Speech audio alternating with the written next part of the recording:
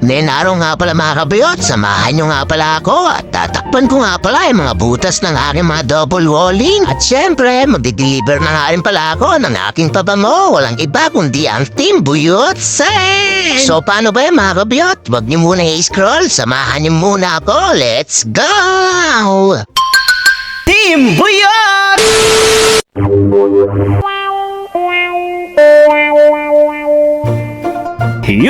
Magandang araw! Ngayon araw nga pala mga kabayot ay tatakpan ko nga pala yung mga butas-butas ng aming double walling. Bumili nga pala ako mga kabayot sa aking tropang 3 silicone at syempre nanghiram na nga rin pala ako ng silicone gun. Shoutout nga pala sa aking tropa sa may pinagbilihan ko mga kabayot. Siya nga pala yung naggawa ng salamin namin. Sa kanya nga pala ako bumili ng silicone para medyo mura-mura. Grabe mga kabayot, akala ko nung una ay madali lang palang gawin yan. Yung pala ay napakahirap din pala at napakasakit din sa kamay.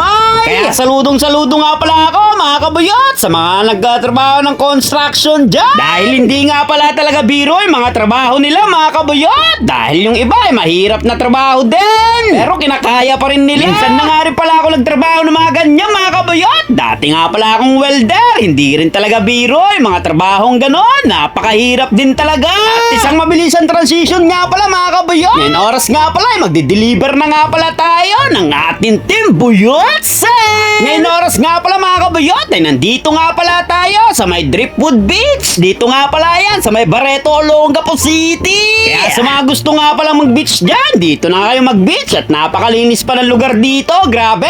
At isang mabilisang transition nga pala mga kabayot. Unang-una ko nga palang dideliveran dyan ay si Mami Dimol. Isa nga pala si Mami Dimol sa mga iniidolo kong kagawad dahil sobrang bait talaga niya. Pangalawa ko nga palang deliveran dyan mga kabayot ay si Mama Lina. Si Mama Lina nga pala ay nag-sponsor nga rin pala ito ng ating sticker. Bago nga pala ang lahat mga kabayot, isa-shoutout ko nga po muna si Mami Solidad. Ang may wagang mensahe. Yung nakaraan nga po pala binigyan niya nga pala ako ng 500 pesos upang ipagas ko nga daw po pala. Kaya maraming salamat sa iyo, Mami Sol. I love you so much. Pangatlong diniliberan ko nga pala mga kabayot ay si Mami Mel. Nung bata nga pala kami mga kabayot ay takot na takot nga pala kami dyan kay Mami Mel. Pero ngayon napakabait nga pala talaga niya. At ito nga pala mga kabayot ay si Mami Arlene. Ay on the spot nga pala siyang bumili sa akin ng Team Buyot Set. Dahil naamoy niya ay napakabango daw talaga. Siyempre mga kabayot, bumili nga rin pala sa atin ng Team Buyot Set si Mami Esther. Dahil nabanguhan nga rin daw pala talaga siya sa aking Team Buyot. Kaya ano pang hinihintay nyo?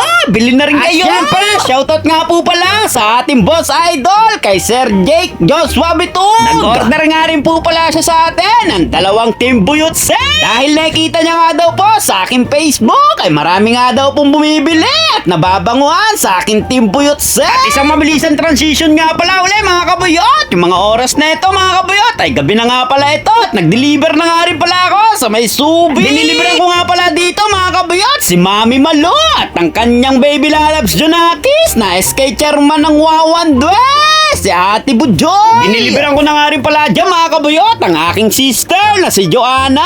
I miss you so much sis. Magpagaling ka sister ko. At miss na miss ka na namin. Ang huli ko nga palang diniliberan mga kabayot ay si Ate Natasha. Taga-Kalapandayan nga pala siya. Maraming salamat nga po pala sa mga nag-order sa akin. So hanggang dito na lang pala ating video mga kabayot. God bless you!